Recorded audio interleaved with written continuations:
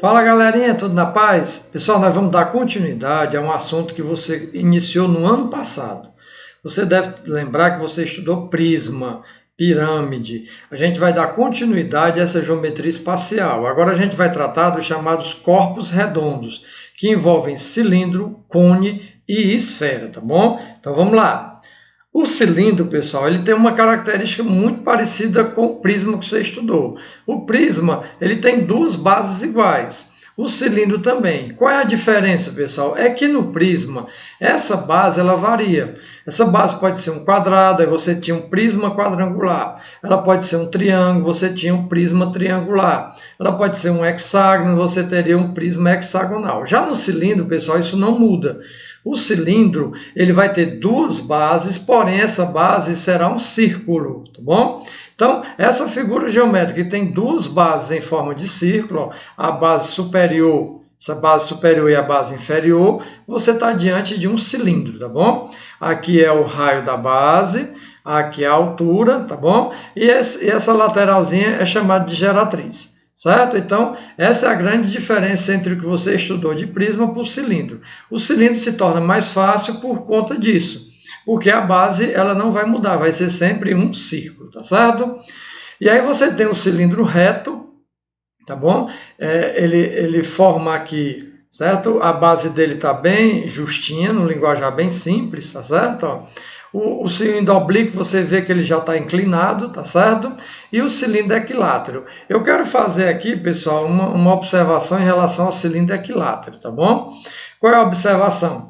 No cilindro equilátero, pessoal, aqui a gente tem o diâmetro da base. Vamos lembrar, ó, do centro até a extremidade é o raio, do centro até a extremidade é o raio. Se você pegar de uma extremidade a outra passando pelo centro, você tem o chamado diâmetro. E o diâmetro é 2 vezes o raio. Então, quando esse diâmetro for exatamente igual à altura, então, quando a altura for igual ao diâmetro, você está diante de um cilindro equilátero, tá bom? Nos exercícios eu vou lembrar vocês novamente sobre isso. Então, vamos lá, ó. Cilindro de revolução. O que é cilindro de revolução, pessoal? O que é isso, tá bom? Significa o seguinte, ó, se você tiver uma arte fixa, tá bom?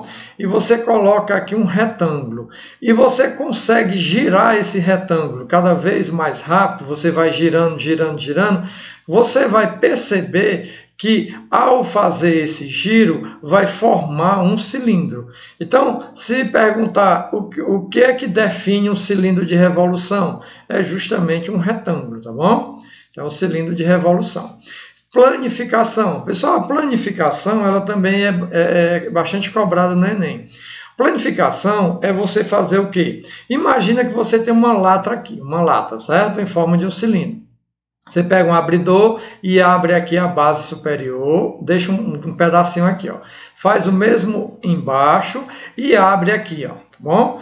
Quando você faz isso, você pega com a sua mão e abre ela todinha. Você vai ter a chamada planificação. O que é que você tem que observar na planificação do cilindro?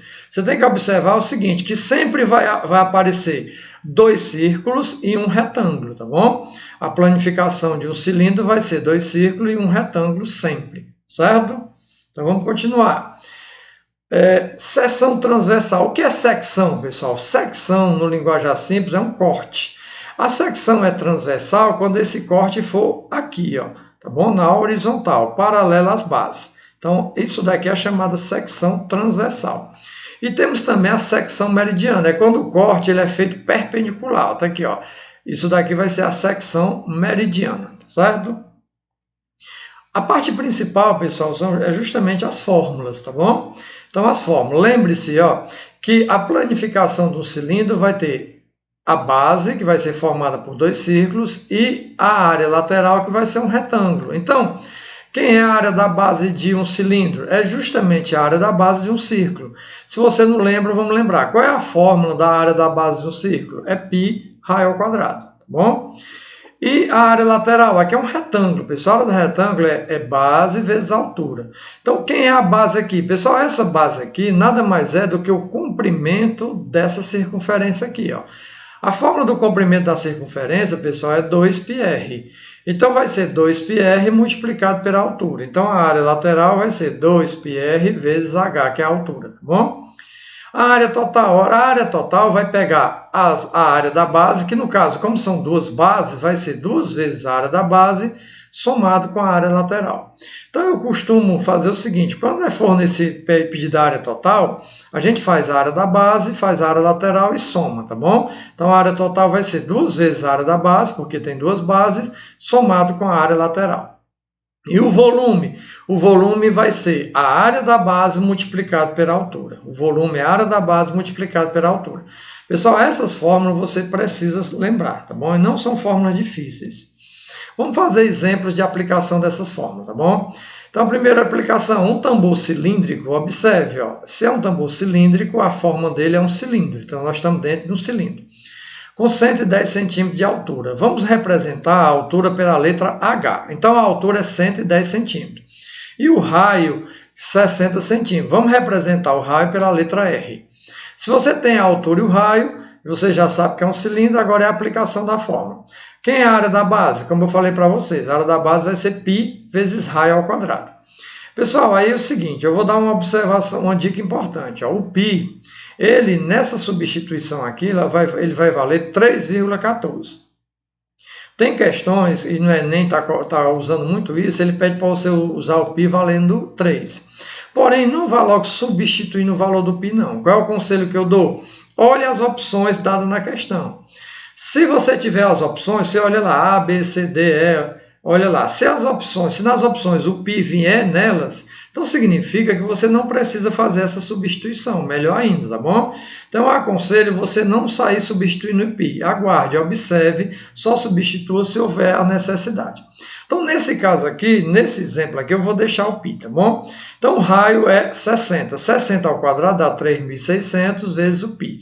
Então, vai dar 3.600 centímetro quadrado. A área lateral vai ser 2π vezes raio vezes altura.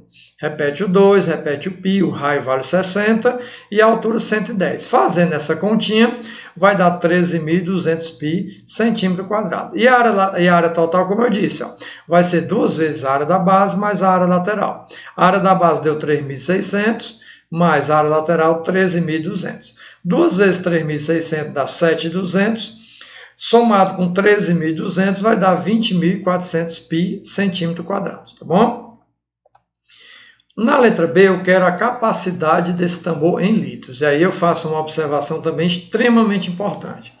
Pessoal, quando ele desejar o volume, a capacidade em litro, qual é o conselho que eu dou? É que você transforme as unidades que foram dadas na questão em decímetro. Por quê, pessoal? Lembre-se dessa coisa extremamente importante, ó. Se você fizer uma questão e deixar todas as unidades em metro e fizer o volume, você vai encontrar metros cúbicos. Mas se ele pedir para você transformar em litro, você terá que pegar o resultado e multiplicar por 1000. Ou seja, para você transformar uma unidade de metros cúbicos para litro, você deve multiplicar por 1000. Porém, se essas unidades já estiverem em decímetro cúbico, você já encontra litro. Por quê? 1 decímetro cúbico, pessoal, é o mesmo litro. É por isso que eu aconselho, se a questão pedir para você dar a resposta em litro, qual é o conselho que eu dou? Transforme as unidades fornecidas em decímetro e trabalhe com elas, porque quando você terminar, você vai ter já a resposta em litro, tá bom? Então guarde essa informação. Lembrando também que 1 centímetro cúbico é igual a 1 ml. Então, no caso, ó, o raio era 60 centímetros, eu vou transformar em decímetro. Essas transformações de unidade, pessoal, também você vai estudar, ó, metro, decímetro, centímetro. Então, do centímetro para o decímetro, você vai voltar uma unidade. Então, você vai dividir por 10. No termo prático, é só você deslocar uma vírgula para trás ou cancelar o zero, dependendo se ele tiver. Então, no caso, ó, 60 centímetros, transformar em decímetro, eu só desloco a vírgula para cá. Em termos práticos, eu cancelo esse zero. Então, fica 6 decímetros. O mesmo raciocínio está aqui na altura. A altura é 110 centímetros. Eu desloco a vírgula para trás e, em termos práticos, eu cancelo esse zero. Então, vai dar 11 decímetros. Temos o raio em decímetro, a altura em decímetro. Eu trabalhando com decímetro, eu já vou encontrar a resposta em litro. Então, vai ficar como? Qual é a fórmula do volume? É a área da base vezes a altura, tá bom? Então, a área da base é π raio ao quadrado. Nesse caso, pessoal, o π deverá ser substituído. Como ele não disse nada, esse π vai valer 3,14, tá bom? O raio vai ser 6 decímetros, 6 ao quadrado dá 36. Então vai ficar 36 multiplicado por 3,14 vai dar 113,04 decímetro quadrado. Já tenho a área da base, é só multiplicar pela altura. A altura é quanto? 11 decímetros. Então, quando eu multiplico, eu vou encontrar justamente decímetro cúbico. Vai ter 1.243,44 decímetro cúbico, que é a mesma coisa de litro, tá bom? Por isso que é importante você deixar em decímetro, porque no final você já encontra litros. Vamos mais outro exemplo, pessoal, ó. Um cilindro reto e equilátero. Aí aqui eu volto de novo àquela informação que eu dei para vocês e é importante você lembrar, tá bom? Olha só. Pessoal, quando ele falar que o cilindro é equilátero, você vai lembrar que a altura vai ser igual ao diâmetro. Em outras palavras, a altura vai ser igual a 2 vezes o raio. Não esqueça desse detalhe importantíssimo, tá bom? Então, olha só. Ele falou que o cilindro é reto e equilátero. Então, significa que a altura vai ser 2 vezes o raio. Nessa questão, ele forneceu o raio 10 centímetros. Então, como o cilindro é equilátero, a altura vai valer 2 vezes o raio, como eu disse, então o raio vai ser 20, né? Aliás, a altura vai ser 20. O raio deu 10, então 2 vezes 10, 20. Então, pronto, eu tenho o raio 10, a altura 20. A área da base, π raio ao quadrado. O raio é 10, 10 ao quadrado dá 100 π centímetro quadrado. Novamente, vamos deixar o π aqui na resposta. A área lateral, 2 π RH. Então, o π eu repito, o raio é 10, a altura 20. Fazendo a continha, vai dar 400 π centímetro quadrado. Lembrando que a área total vai ser quem? 2 vezes a área da base mais a área lateral. A área da base é 100, a área lateral é 400, 2 vezes 100 é 200, 200 mais 400, 600 π. Letra B, o volume em litros. Observa que agora ele mandou você adotar o π valendo 3. Fique atento a isso. Na questão anterior, eu troquei o π por 3,14. Observe, não tinha dito nada.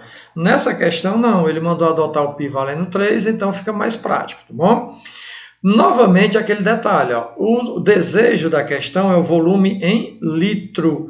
Então, significa, galerinha, que você deve, é o meu conselho, transformar as unidades dadas em decímetro. Então, o raio era 10 centímetros, para transformar em decímetro, eu cancelo esse zero, vai ficar 1 decímetro.